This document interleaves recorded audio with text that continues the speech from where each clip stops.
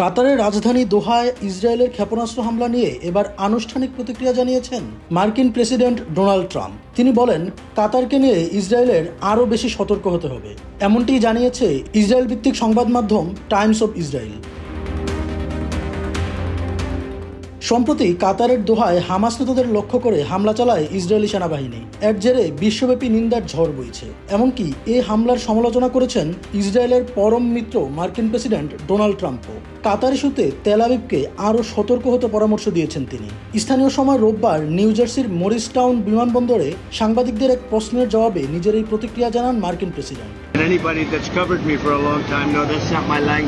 ট্রাম্পের কাছে এক সাংবাদিক জানতে চান, গত সপ্তাহে কাতারের দোহায় হামাস নেতাদের উপর ইসরায়েলের হামলা নিয়ে প্রধানমন্ত্রী বেনিয়ামিন নেতানিয়াহুর প্রতি কোনো বার্তা আছে কিনা।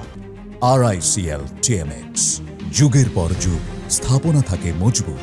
জবাবে তিনি বলেন, আমার বার্তা হলো তাদের খুব সতর্ক হতে হবে। হামাসের ব্যাপারে কিছু করতে হবে ঠিকই, তবে মনে রাখতে হবে কাতার যুক্তরাষ্ট্রের মহান মিত্র। এর আগে গত শুক্রবার নিউ ইয়র্কে কাতারের প্রধানমন্ত্রী শেখ মোহাম্মদ বিন আব্দুর রহমান আল থানির সঙ্গে নৈশভোজ করেন ট্রাম্প। ওই সময় তিনি কাতারের প্রধানমন্ত্রীকে চমৎকার মানুষ বলে আখ্যা দেন।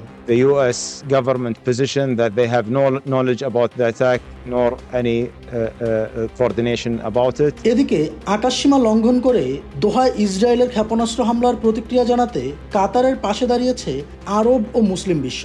কাতারের প্রতি বৃহত্তর সমর্থনের অংশ হিসেবে রোববার দোহায় শুরু হয়েছে আরব মুসলিম বিশ্বের নেতাদের শীর্ষ সম্মেলন। সম্মেলনে আরব রাষ্ট্রগুলো বর্বর ইসরায়েলি হামলার নিন্দা জানিয়েছে এবং সার্বভৌমত্ব রক্ষার জন্য কাতার যে আইনগত পদক্ষেপ নেবে তার প্রতি সমর্থন জানিয়েছে। After that, President Trump has spoken with His Highness the Emir. He condemned the attack. Desk report, জয় দিন।